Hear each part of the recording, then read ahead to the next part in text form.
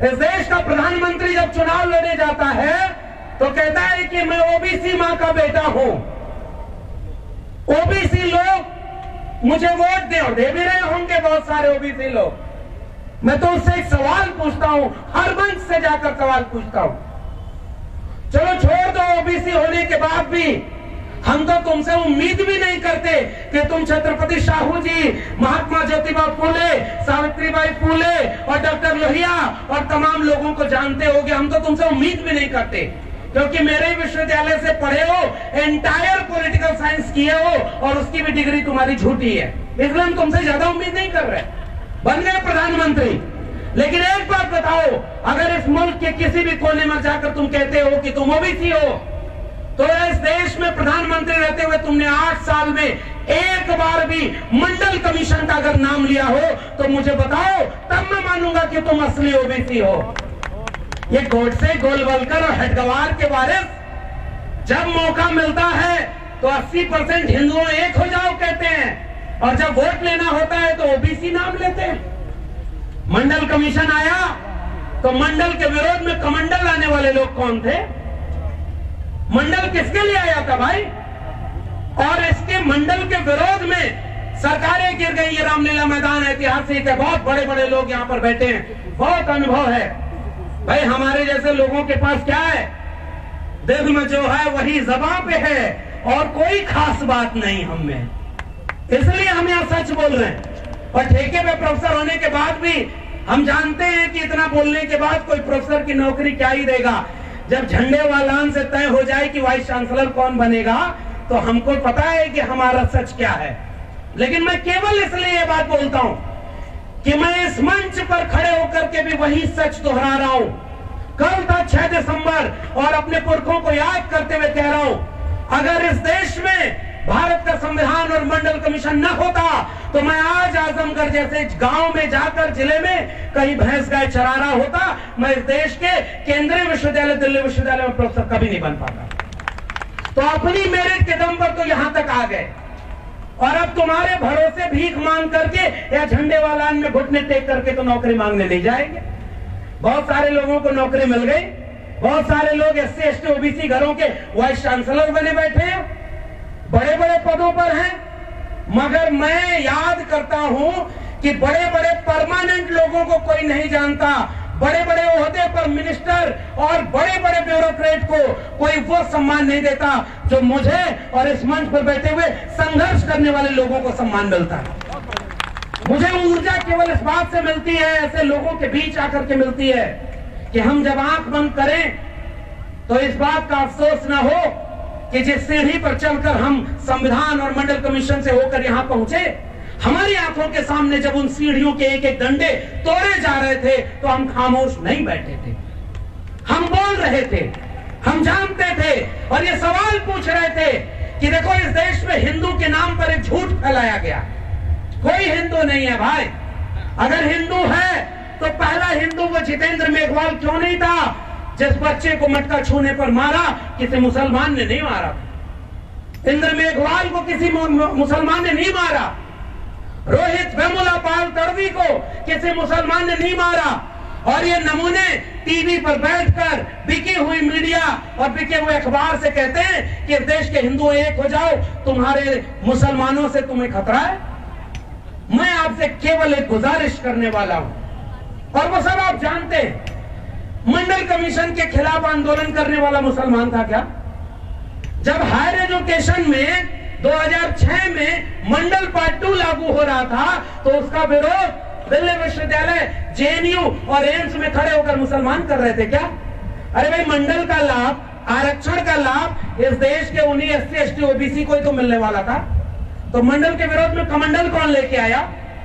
मंडल के विरोध में रथ यात्रा कौन लेके चला? और इसलिए आज भी कह रहा हूं, अगर इस देश का प्रधानमंत्री OBC है, 27 कैबिनेट मिनिस्टर इसने OBC बना दिए, तो एक बात बताओ, प्राइवेट सेक्टर में आरक्षण, प्रोन्नति में आरक्षण यानी प्रमोशन में reservation, education reform, land reform, वित्तीय निगमों की स्थापना, ये सारी तो मंडल कमीशन के रिकमेंडेशन है।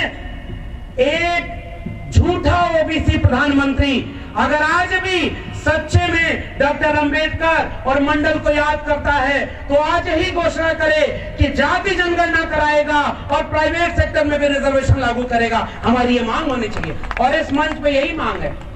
पूरा देश को बेच रहा है, पूरे देश को बेचते बेचते कभी मां के साथ तस्वीर, कभी एम्बुलेंस निकल रही है भाई उसके गाड़ी को ओवरटेक करते हुए, देखा होगा आपने। एसपीजी की सिक्योरिटी में कोई गाड़ी नहीं जा सकती, एम्बुलेंस जाती है जिसमें कैमरा लगा होता है। वोट डालने जा रहे हैं तो वहां पर रैली कर रहे हैं। पूरे देश को एक हिप्नोटाइज कर लिया है। पता है क्यों कर लिया है? क्योंकि उसे पता है कि इस देश के 90% कमेरा लोग अभी भी अपने बच्चों के भविष्य की चिंता नहीं कर रहे। और यह आखिरी गुजारिश मेरी है, बहुजन आंदोलन में तमाम खामियां होंगी, मैं इन खामियों को गिनाने के लिए इस मंच का इस्तेमाल नहीं करूंगा। हम उम्मीद की रोशनी की तरह क्या देख सकते हैं? अब सब कुछ बेचने वाले लोग, सब कुछ को खत्म किया जा रहा है, तो आपके पास बचाने के लिए क्या है?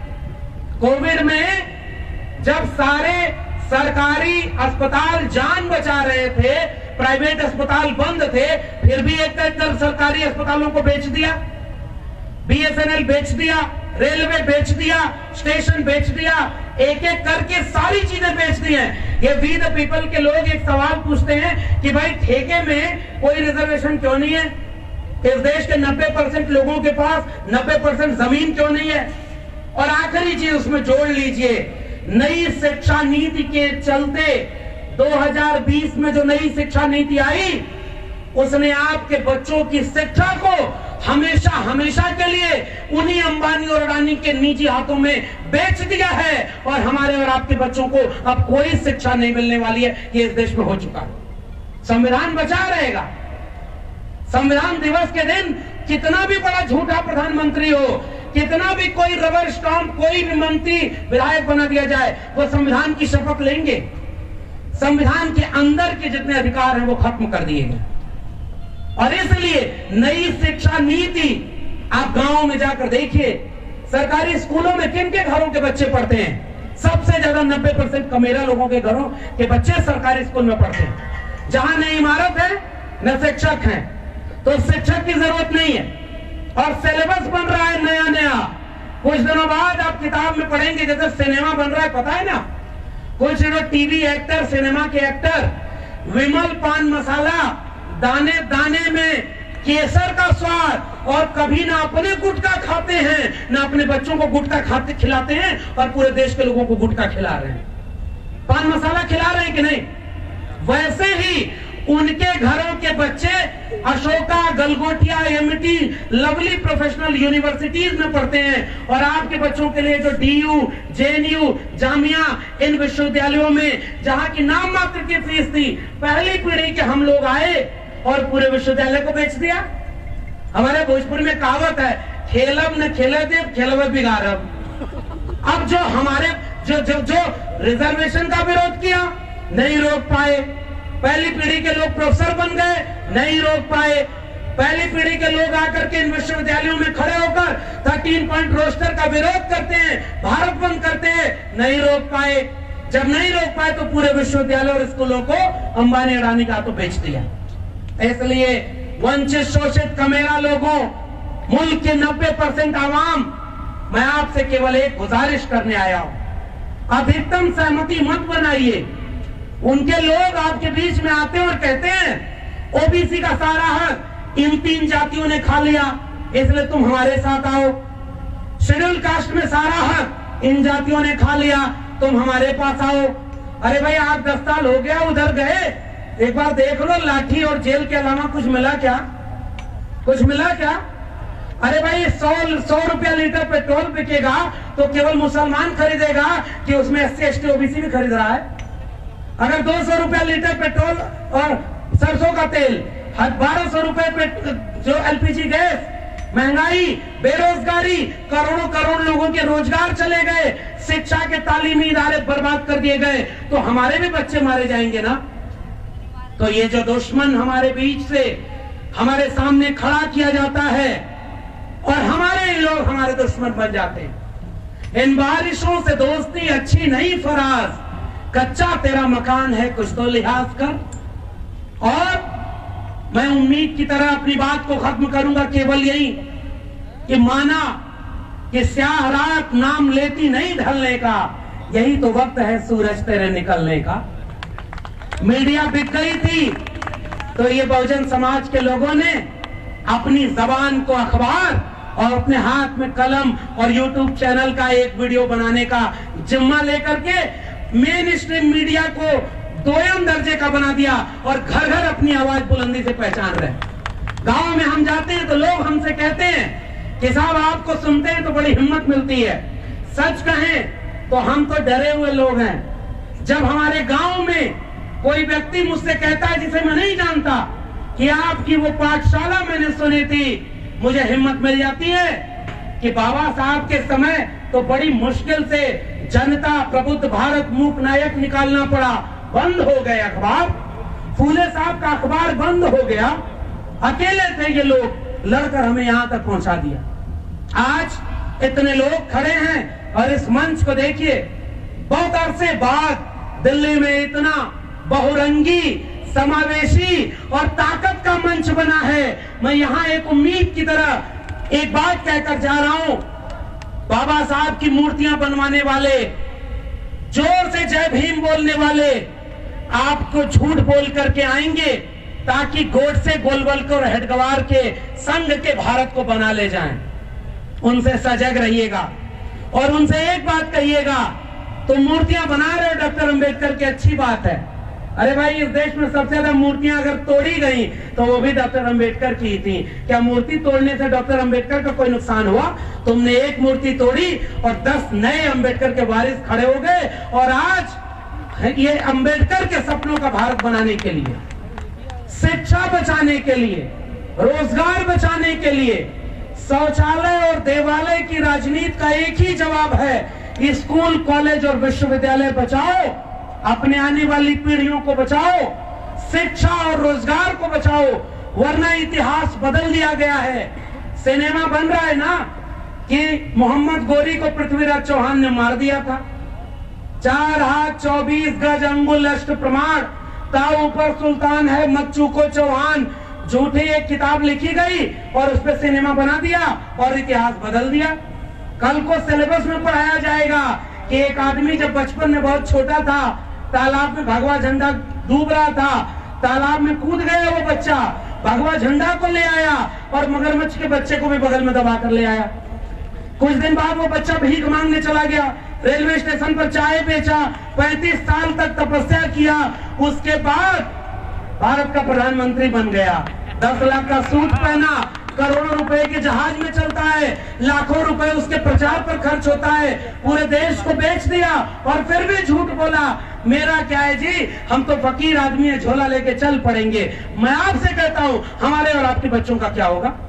इसलिए आखिरी गुजारिश, बहुत कुछ बर्बाद हो चुका है, न्यूनतम सहमति पर अधिकतम एका बनाइए, छोड़ दीजिए कुछ चीजों को, वो नहीं सुधरेंगी। लोग कहते हैं इतने संगठन हो गए, अरे भाई, सदियों की भूखी नस्लें दोनों हाथों से खाती है। इसलिए मैं तो ये खुश होता हूं कि जितने संगठन हो गए उतनी जगह पर बातें मनाई जा रही है। तो एकजुटता मुद्दों पर हो, SC ST OBC की एकजुटता इस बात में बनेगी कि OBC के घरों में जाकर मुझे भी समझाना है कि भाई, तुम्हारे जज नहीं, तुम्हारे प्रोफेसर नहीं, तुम्हारे डॉक्टर नहीं, तुम्हारे अंबानी अडानी तुम्हारे घर में नहीं, ये उद्योगपति है तुम्हारे घर में नहीं, ब्यूरोक्रेट तुम्हारे घर में नहीं, क्योंकि जाति तुम्हारी OBC थी। दलित का शोषण भी जाति के नाम पर, OBC का शोषण भी जाति के नाम पर, आदिवासियों को जा रहे हिंदू बनाने, वनवासी कहने। आदिवासियों के बीच में राजस्थान पिछले दिनों गया और वो आदिवासियों को कहते हैं कि डॉक्टर अंबेडकर तुम्हारे नेता नहीं है, और लाखों लोगों की भीड़ में सबसे केंद्र में जो उन्होंने तस्वीर लगाई थी वो बाबा साहब डॉक्टर अंबेडकर की लगाई थी। तो ये नफरत के सौदागर हमें तोड़ रहे हैं। हम मोहब्बत के लोग हैं, हमारे पुरखों के हाथ में कलम और किताब थी, हमें भी मोहब्बत से इस देश में नफरत को रोकना है। भारत का संविधान और मंडल कमीशन में जब तक थोड़ी भी असर बाकी रहेगी और एक उम्मीद की तरह से 1-1.5 साल बचा है, कम से कम उतना भारत बचा लीजिए, उतना संविधान बचा लीजिए, उतना मंडल कमीशन की रिपोर्ट बचा लीजिए जितना हमें विरासत में मिला। वरना आने वाली पीढ़ियां जब हमसे पूछेंगी कि सब कुछ हो रहा था तो तुम क्या कर रहे थे, मैं कम से कम सुकून से कह सकूंगा कि बिना अपने नौकरी की चिंता किए, बिना बुलडोजर की चिंता किए, बिना जेल की चिंता किए, हम कुछ जुनूनी लोगों के साथ कंधे से कंधा मिलाकर इस मुल्क के आईन, इस मुल्क के दस्तूर और इस मुल्क के मंडल कमीशन को बचाने की लड़ाई लड़ रहे थे। बहुत बहुत धन्यवाद। जय भीम, जय मंडल, संविधान जिंदाबाद, उल गुलाम जिंदाबाद, इंकलाब जिंदाबाद।